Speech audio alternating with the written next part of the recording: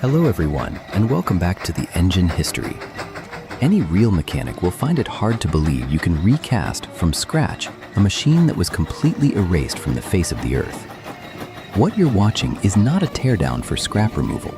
It is the process of melting junk metal straight back into an original, true-to-spec machine. The Case 150 road locomotive is the largest steam road tractor case ever built.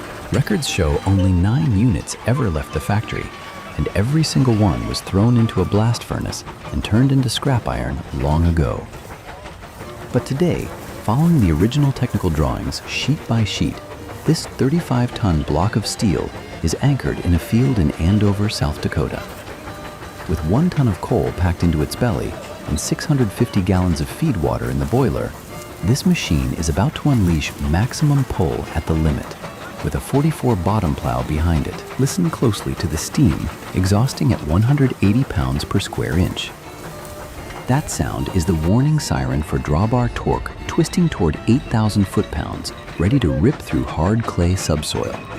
This iron mass was cast for one purpose only: to plow until every last ounce of pulling force is drained out.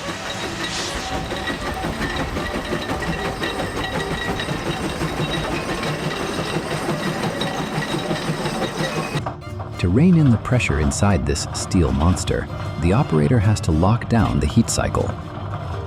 Under the deck is the fireman station. He has to crouch low and feed coal non-stop into the firebox throat, nearly 2 meters long. The unwritten rule is simple. Coal must fully cover the grates at all times, with absolutely no gaps that let cold air in and reduce steam pressure. Up on the top deck, the main operator holds the control levers for the valve gear. The Case 150's money feature is its power steering system, which uses friction clutches. The operator only has to nudge a mechanical lever to swing the machine's direction. It eliminates the old worm gear steering wheel system that could tear your arms off on earlier machines. Before we zoom in on drivetrain slip and traction behavior, if you're the kind of person who lives for core specifications, loves the burnt coal smell, and craves the violent vibration of cast steel under load, hit subscribe to the Engine History right now. Make sure you turn on notifications so you can follow these heavy teardowns and load tests. Your support is the funding that keeps the team welding, fabricating, and putting these vintage power units back on a real test field. Look at the plow train behind it. This is an extreme technical blueprint built by specialist Jim Bryden. A 44-bottom John Deere plow set with 114-inch bottoms is locked together through heavy structural tubing beams and independent load-sharing pole chains. Every time the Case 150 bites into the soil, it strips a working width of about 15 meters. It pushes a load factor roughly 3 times heavier than the iron wheel tractors of the same era.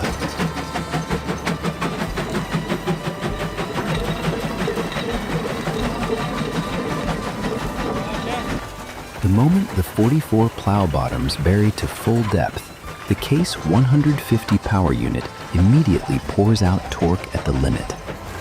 Watch the front axle closely. In many moments, the nose lifts off the ground because the rear plow drag creates a brutal reaction force. The cage wheels fight for grip and repeatedly spin and grind into the soil because they are carrying resistance from the plow system plus the weight of 20 men standing on the frame to force traction. This is where you see the true endurance limit of the gear train and the boiler system in real life. Look at the pressure blasting out at the stack. Any experienced mechanic can read it instantly. The mechanical governor is maxed out, forcing the steam admission valve wider and wider, trying to pin engine speed hard under load. Thick black coal smoke mixes with high-pressure steam and tears the air apart in the test zone.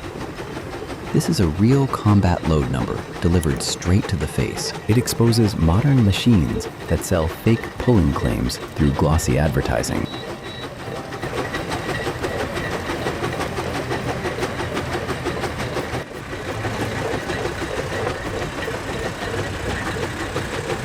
Why do mechanics still respect the Case 150 blueprint as if it were sacred? Because it is a brute force product of an era that cast machines to crush work. This entire system strips away sensors, warning screens, and electronic control boards. It runs purely on expansion pressure and furnace heat.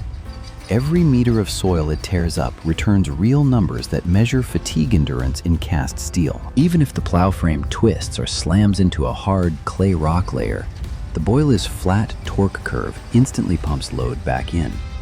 It forces the drive gears to grind through obstacles and keep ripping furrows in a straight, stubborn line.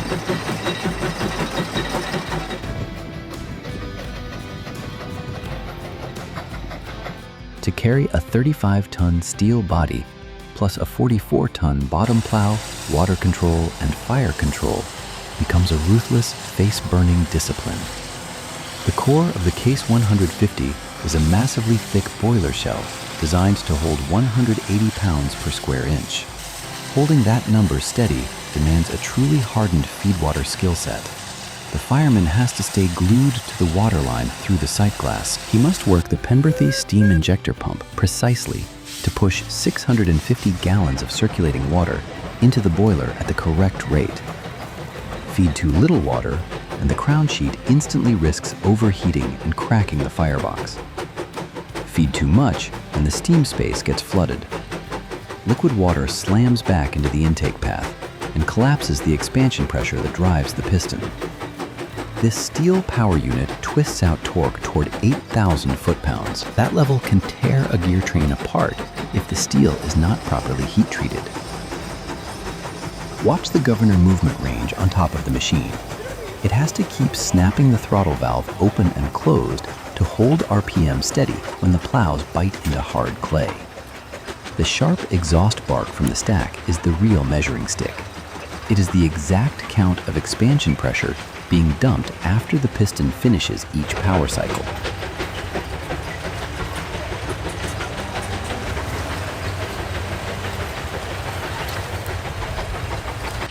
The most valuable technical proof in the Case 150 story is the reverse engineering fabrication process. Specialist Corey Anderson says it bluntly: all 9 original production castings from the last century were melted down and destroyed. The steel machine plowing today was fabricated 100% new from raw stock. It follows the original Case factory blueprints as tightly as possible. Every massive gear, every red-hot rivet pressed into the boiler shell, and even the power steering clutch system was machined and built to strict tolerances using the same technical standards from more than 100 years ago. Every pull that rips a 50-foot wide strip of soil produces extreme, real-world numbers. It is a live test of fatigue endurance in cast steel systems. This Case 150 throws away electronic control circuits and digital pressure sensors completely. A fully mechanical layout forces the operator to understand thermal expansion and metal behavior for real. That core mechanical design also means the crew can put their hands on the machine directly. They can hammer, unbolt, and fix overload damage on the spot, right where it happens.